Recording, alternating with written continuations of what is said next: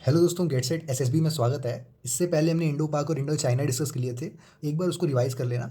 और ये जो पर्टिकुलर टॉपिक है इंडो रशिया का, ये थोड़ा पॉजिटिव वे में डिप्लोमेटिक टॉपिक है। ठीक है, तो इसको अगर 3-4 बार पढ़ना है तो डिस्क्रिप्शन में लिंक दे रखा है पीडीएफ का, इसी पीडीएफ का। और अपनी तरह से शब्द बना सकते हो, मगर कुछ की पॉइंट्स को याद रखना जो मैंने अंडरलाइन कर रखे हैं। ठीक है, तो respected GTO sir and my dear friends, lecture at शुरू होता है। I have chosen Indo Russia relation as my topic today. ठीक है, मेरा आज का टॉपिक है। देखो, टुडे वगैरह यूज़ करना है यानी फ्रेश तो बना रहे हो, which highlights a long standing and strategically important partnership. तो स्ट्रैटेजिकली इंपॉर्टेंट यहाँ पे काम आएगा, लॉन्ग स्टैंडिंग यानी सालों से चली आ रही है। I will discuss this topic in 4 part, 4 part में डिस्कस करूंगा। पहला हिस्टोरिकल बैकग्राउंड बता दूंगा थोड़ा बहुत, की एरियाज ऑफ कॉर्पोरेशन, ठीक है, कहाँ पे कॉर्पोरेट हुआ। देन रीसेंट डेवलपमेंट क्या क्या हो रही है, and the conclusion with the relevant code. ठीक है, अब रीसेंट डेवलपमेंट में यूक्रेन आ जाएगा। बैकग्राउंड में हमारा पीछे वॉर हो जाएगी जो पाकिस्तान के साथ हुई थी, है ना? और कहाँ कहाँ कॉर्पोरेट हो रहा है। ठीक है, starting with the historical background. ठीक है, हिस्टोरिकली देखें तो the friendship between India and Russia, formerly the Soviet union. देखो कितने अच्छे तरीके से रशिया को सोवियत यूनियन भी बोलते हैं, तो वो भी चिपका दिया। Has been strong since India's independent in 1947। ठीक है, मतलब इंडिपेंडेंस से ही रिश्ते बड़े अच्छे रहे हैं। दिस बॉन्ड स्ट्रेंथेंड इन 1971। ये और मजबूत हुआ 1971 की लड़ाई में। मैं इसके बारे में एक अलग से वीडियो भी बनाऊंगा शॉर्ट, जिसमें सब कुछ बताऊंगा क्या क्या हुआ था। ठीक है, तो इस पर्टिकुलर लड़ाई में अराउंड 5-6 दिसंबर की बात है। और इंडिया को मारने के लिए ब्रिटेन और अमेरिका आ रहे थे, अपने अपने एक 7वां बेड़ा ला रहा था, एक ईगल फ्लीट ला रहा था। तब हमारी रक्षा जो थी वो रशिया ने की थी 40वां बेड़ा लेके। मतलब इतने जहाज़ खड़े कर दिए थे, ठीक है, परमाणु सबमरीन वगैरह सब खड़े कर दिए थे। ठीक है, जिसकी वजह से उनको बैक ऑफ करना पड़ा। तो वहाँ इन्होंने बहुत ही इंपॉर्टेंट रोल प्ले किया हमारी रक्षा के लिए, with the Indo Soviet treaty of peace, friendship and corporation, providing India with crucial support during the Bangladesh liberation war. तो बांग्लादेश लिबरेशन वॉर यानी, इसको याद रखने एक कीवर्ड है। Since then Russia has remain a key ally. ठीक है, ये एले क्या होता है, और भी टर्म्स आएंगे। मैं तुम्हें एक बार कीवर्ड दिखा देता हूँ। टेस्टमेंट बोलते हैं इसको, टेस्टमेंट, टेस्टमेंट, टेस्टमेंट। तो इसका मतलब होता है साइन और evidence of a specified fact. मतलब तुम्हारे तुम्हारे अगर पेपर में अच्छे नंबर हैं तो ये एक टेस्टामेंट है कि तुम एक हार्डवर्किंग पर्सन हो। ठीक है, एक एविडेंस है। एल ए मतलब, देखो, एल आई बोलते हैं, एल आई मतलब होता है संबंधित देश, यानी फॉर्मली कॉर्पोरेटिंग स्टेट जो आपस में कॉर्पोरेट हो रहे हैं। तो इंडिया रशिया जो है अलाय हैं। ठीक है, एडवोकेटिंग, देखो हम एडवोकेटिंग हमेशा समझते हैं कि एडवोकेट होता है वकील, मगर एक्चुअल में एडवोकेट मतलब पब्लिकली रिकमेंडिंग या सपोर्ट दिखाना, किसी को सपोर्ट दिखाते तो एडवोकेटिंग कहते हैं। ठीक है, इसका ये वर्ड इसलिए बता रहा हूँ कि तुम यूज़ कर सको, और ये मैंने पैसेज में यूज़ करे हैं।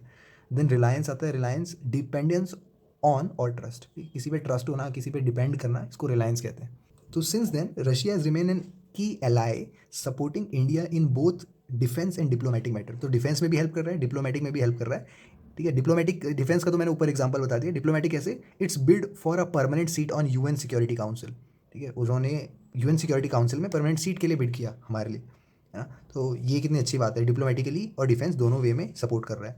India and Russia relationship is build on cooperation in several vital areas. तो ये अब है हमारा रिलेशनशिप के बारे में, कैसी रिलेशनशिप है ना, टॉपिक यही है हमारा। तो बहुत सारे एरियाज में रिलेशनशिप है, पहले ऐसे बोलना, उसके बाद शुरू करना कि डिफेंस में।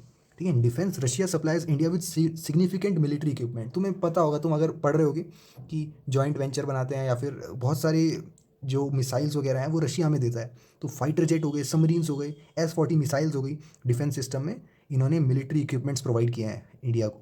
Russia remains India's largest defence supplier even as India diversifies its sources.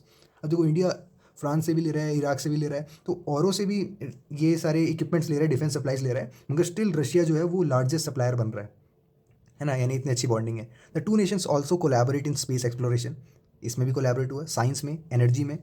और एक छोटा एग्जांपल दे देना, with nuclear power plant like Kudankulam in Tamil Nadu. Tamil Nadu Kudankulam जो है एक जॉइंट वेंचर है इंडिया और रशिया का। ठीक है, ये एक न्यूक्लियर पावर प्लांट है।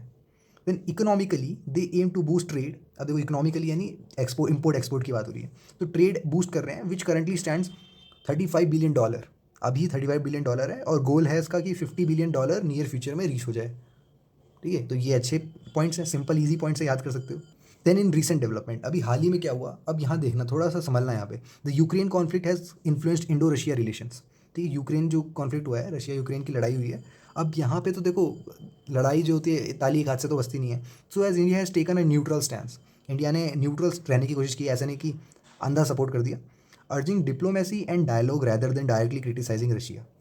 रशिया को क्रिटिसाइज करने के बजाय डिप्लोमेसी एंड डायलॉग पे टिके हुए हैं। This approach has allowed India to maintain its strategic autonomy while advocating, देखो एडवोकेटिंग फॉर पीस, एक स्ट्रैटेजिकली वो एक स्टैंड कर रहा है और पीस को बढ़ावा दे रहा है, सपोर्ट कर रहा है पीस को, advocating and supporting. Also India and Russia have been strengthening their trade ties through mechanisms like International South North South Transport Corridor INSTC, ठीक है।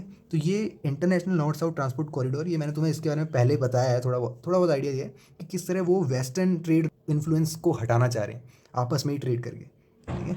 तो रिड्यूस रिलायंस यानी dependency on western trade routes, ठीक है। तो पहली बात तो ये थोड़ा बात छेड़ देना कि यूक्रेन की कॉन्फ्लिक्ट में इंडिया न्यूट्रल रहने की कोशिश करता है, न्यूट्रल स्टैंड देता है अपना, ठीक है।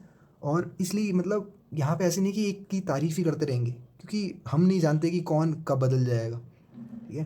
तो Russia can also be a threat, तो हमें हमेशा पॉजिटिव वे में नहीं लेके चलना। तो इंडिया ने जो है न्यूट्रल स्टांस दिखाया था, ये पॉइंट याद रखना। Then International North South Transport Corridor INSTC के बारे में भी जरूर बताना।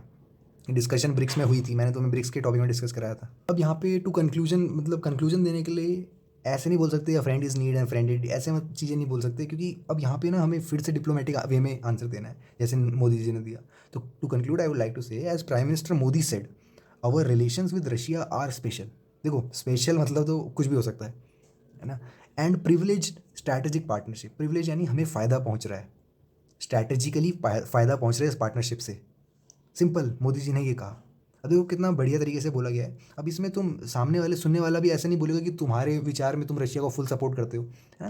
बहुत बेसिक सी बात करिए, और ये तो स्वयं प्राइम मिनिस्टर ने की है। Indo Russia relation stand a testament, ठीक है। टेस्टामेंट यानी मैंने बताया एविडेंस, कि इंडो रशिया रिलेशन एक टेस्टामेंट के लिए to mutually respect and cooperation, ठीक है। एक दूसरे को रिस्पेक्ट देंगे, कॉर्पोरेट करेंगे।